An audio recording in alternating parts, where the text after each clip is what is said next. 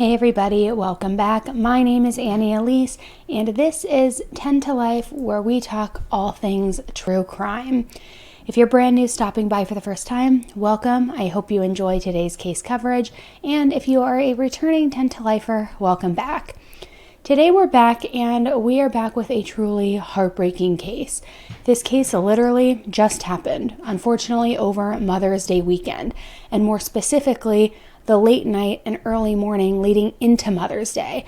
And we are going to go over all of the details in this case that have come out so far. There are still a lot of details that have not yet been released to the public, but we're going to take a look at everything we know so far, what's been released, and what we've been able to find out. So guys, let's get right into it. 10 to Life with Elise starts right now. Today we are talking about Angela Flores, a 38-year-old woman living in the West Hills area of the San Fernando Valley, which is located near Los Angeles and in Los Angeles County. The area is described as being an affluent residential area and a commercial neighborhood. On Saturday night, May 7th, at around 10:30 p.m., neighbors reported that they saw Angela acting very strange outside of her home and in the yards of the surrounding homes. It appeared to them that Angela was experiencing some sort of mental health crisis, in which she was holding a Bible, praying, and lighting candles at other houses on the street. And it was also reported that she was heard screaming, saying that her family was actually abusing her. Her next-door neighbor, Blanca, witnessed what was going on and immediately called the police. When the police and the paramedics arrived, witnesses told the news that she was seen trying to break free from the stretcher she was on, that she was actually strapped to, and yelling, "Where is my Bible? Where is my Bible?" Blanca also told the news that Angela had told first responders that she killed her children, saying, you know, I killed my kids. However, the police thought that she was just having some sort of mental health episode and that she was acting erratically and not quite speaking truth. She also stated that while she had lived next door, she had never actually seen Angela coming or going from the house very often, so she was unaware that she lived right next door. And the police were also unaware of where she had come from at the time, so they didn't even end up performing a wellness check on the house. Another nearby neighbor, Priscilla, told news that she had heard a woman screaming about her family abusing her, but that she couldn't quite make out what else was being said. And in the quote that she provided, she says that the screaming you heard, you knew she was not okay. I can still hear her screaming. So at this point, you have two neighbors saying that they have witnessed Angela acting erratically, having some sort of episode, screaming craziness, talking craziness, holding her Bible. Nobody really knew at the time where she had come from, who she was. This is a pretty unsettling and alarming event that they're witnessing. And then, of course, the police aren't really sure where this woman even came from either. Another neighbor, who denied providing his name, told reporters that he had heard muffled cries of a child on Saturday night, but he had thought that he was possibly dreaming. So Angela was taken to a hospital that night after the police arrived and put her on the stretcher. She was taken to the hospital around midnight, and 7 hours later, around 7:30 a.m. on Mother's Day, her 16-year-old son went to another neighbor's house and told them that his younger siblings were unresponsive. So police were called, and upon entering the home, police discovered Angela's three youngest children, 12-year-old Natalie, 10-year-old Kevin, and 8-year-old Nathan.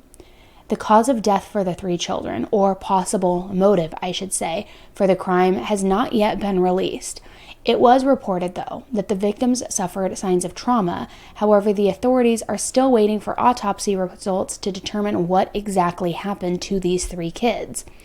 The family had only lived in the neighborhood for roughly 3 months, so neighbors said they weren't familiar with them, and this also explains why neighbors on the scene didn't know who Angela was or where she had come from. She was very new to the neighborhood. Some neighbors did say that they often heard arguments and screaming coming from the home, including the night before the children were found to have been murdered.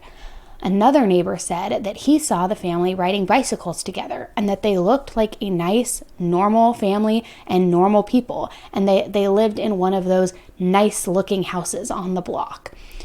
Classmates of the children also expressed their upset and confusion over the acts that took place. Many children reminisced on their time spent playing with the children and described them as happy and always having fun. The son of the neighbor who called the police, Eldison Hernandez Castro, told the news that he had played with the children when they had first moved in, however, that he hadn't seen the kids in a while. He said that he did have a lot of fun playing with them, and he actually became friends with the boys. Angela's ex-husband, Jacob Corona, told news that she had called him a week earlier, making very strange comments. He said that Angela had been telling him all of this stuff about God and that she hadn't sounded right when they spoke on the phone and that something just was unsettling and not right. And Jacob said he didn't really know what happened. The couple had gotten married in 2001 and later divorced in 2007 and had not spoken regularly since their divorce. Jacob also claimed that Angela was not really religious before that, but that she was talking about death, and this all just really confused him, and he didn't understand what was going on. He said it was out of the norm for her. She wasn't even a religious person. She's now talking about death. I don't really know what's going on with her. They do have one child together. However, that child did not live with Angela and was not involved in this incident. Thank goodness. Family members told reporters that Angela has 6 children in total, ranging from ages 8 to 22, and 2 of these children live out of state.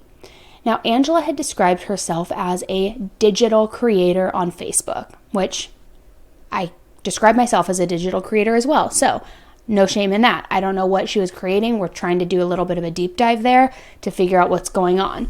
But she did describe herself as a digital creator on Facebook. And a post on May 1st was the image of a sign that read, "Evangelist," a noun, a person who seeks to convert others, especially by public preaching, a zealous advocate of cause. And in another Facebook post, it showed Angela posting in a group called Los Angeles Photographers, where she posted saying that she was a curvy, plus-size model new to LA who was looking to collaborate. In a response to someone who commented asking her to collaborate, she stated that she had been out of commission and not modeled in a while due to cancer. Other Facebook posts showed that Angela had posted in a group on Facebook called LA Mommies, saying, and I quote, "Hello, my name is Angela, and I moved here 6 months ago from Kansas City. I am a mother of 6, and I'm currently undergoing breast cancer treatments. I work in the real estate field and currently work from home. I am active but alone, besides my kiddos, and I am looking for some friends for hiking, Korean spa, lunch, beach, etc. I have 4 kids still in home, 16, 11, 9, and 7. I live in the Downey area, but I drive all over. Let's be friends." Now, I have to just say, there's been mixed conversation out there about like, why would she be posting in a group, trying to meet people? I am in a lot of these Facebook groups myself. I think I actually might be in LA Mommies, but I know I'm in like the Orange County one. I'm in one that's in my actual city where I live in, which I'm not going to say on here. And these groups are very helpful. I just have to say that. So if you are a new mom watching this, or even an experienced mom watching this, these groups I always suggest to my friends to join because it is a great way to meet other people, to set up play dates, to get advice on parenting questions you may have or behavior issues that maybe you're experiencing with a child. I can't recommend these groups enough. So when I first saw this post that she had made in there, my thought was, not only is this completely normal, but she seems like a woman who's trying to make friends, trying to introduce her kids to other kids their ages. So nothing seemed out of the norm here to me. And based on these posts, it seems like she was trying to become a part of her new community and make friends. After Angela was taken into custody, she said that she believed her children were demon possessed. This is very similar to the Lori Vallow case. Angela claimed that she believed they were possessed and had repeatedly attacked and jumped on them because she thought it could drive the demons out of them.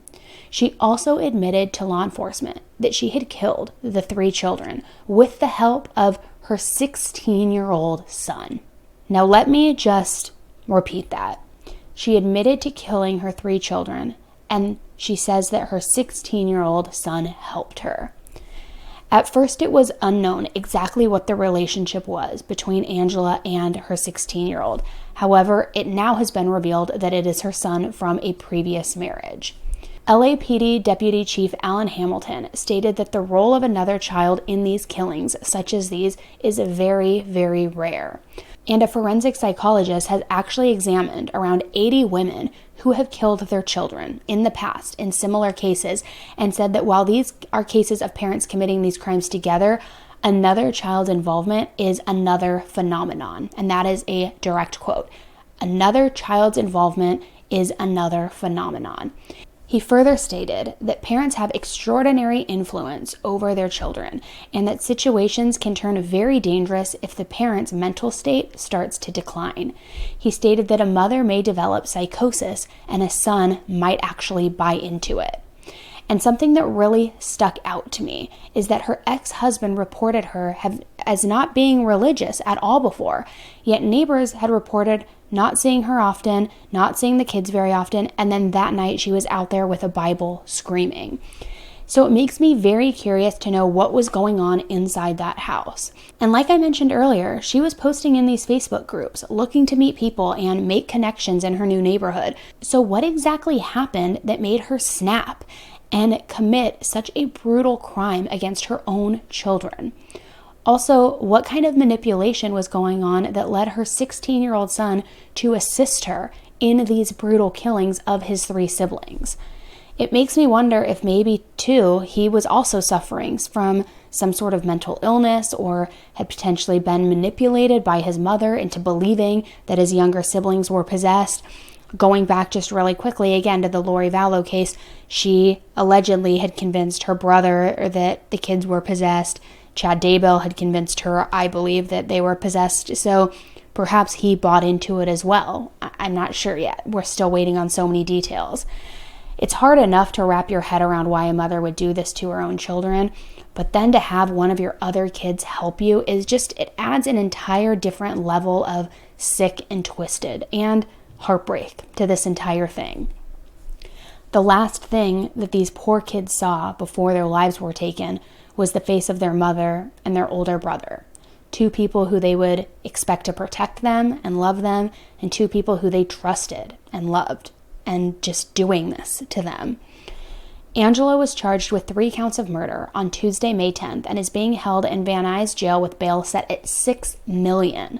She was scheduled to be arraigned on Wednesday, May 11th. However, she was there for less than 2 minutes, and the judge asked her if she would like to delay the hearing, to which she said yes. So now that hearing is going to be held on August 10th. Her 16-year-old son was also arrested on 1 count of murder and pled not guilty in juvenile court and is currently being held without bail as well. Now, the fact that he was charged with 1 count makes me wonder if he only assisted in one of them and which one it was. It opens up a lot of questions for me, but before I kind of go off on a tailspin on that, let's just keep going, and we also have so many more details that we need to find out and figure out. So he's going to be back in court on May 25th.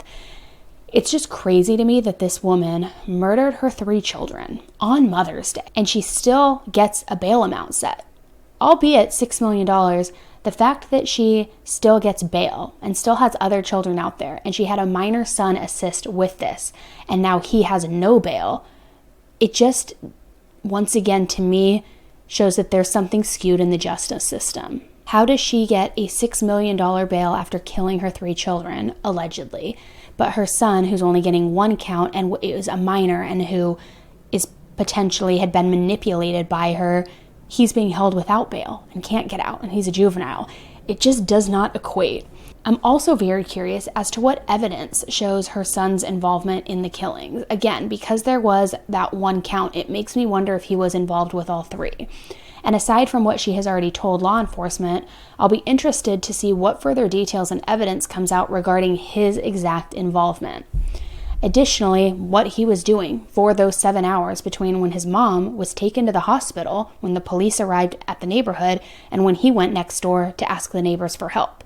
There was a 7-hour spread, don't forget that. So what was he doing in that home with the children who were unresponsive? Given the timeline, and assuming the children were already deceased when she was taken to the hospital, especially since she did say, "I killed my kids," and that was a quote, what was he doing in there for 7 hours? Was he just sitting in the home with the bodies of his younger siblings until he decided to get help? Was he potentially trying to resuscitate any of them? Was he trying to clean something up? This story is just truly devastating, and there are so many lives who are affected by this. Obviously, the 3 young children who lost their lives, but also their older brother, their 16-year-old brother, who for whatever reason assisted. Now, whether he is also a victim of some type of abuse from his mother hasn't been released, but I can't imagine that a normal, healthy, average teenager was a willing participant and was of a sound mind and just decided to go along with this brutal attack. As I also mentioned earlier, Angela has 3 other older kids who are not living with her at the time, who have to now mourn the loss of their 3 younger half-siblings at the hands of their mother and their brother. There are just so many people who ended up being affected by this horrible tragedy. Crime that happened on Mother's Day. That's right, Pat. 3 children found dead in their West Hills home, and tonight their mother and her teenage son are accused. KCAL9's Joy Benedict is live in West Hills, where neighbors are still trying to process what happened. Joy? Yeah, guys, I mean, this really is a tough one for everyone here in this community, whether they knew this family or they didn't know this family. But all night long, I have been speaking with actual family in other states. In Missouri, where this woman is from, she has older children still out there, and they are just simply devastated. But take a look at the scene here behind us as this small memorial does continue here to grow on Victory Boulevard, as everyone is just in disbelief.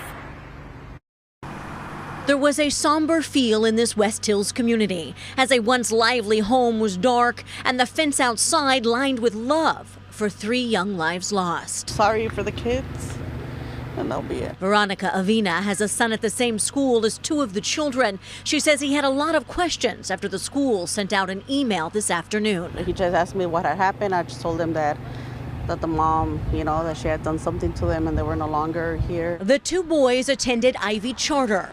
Family members tell us they are a 2nd grader named Nathan and a 4th grade student named Kevin. Both boys were found dead inside their home Sunday morning.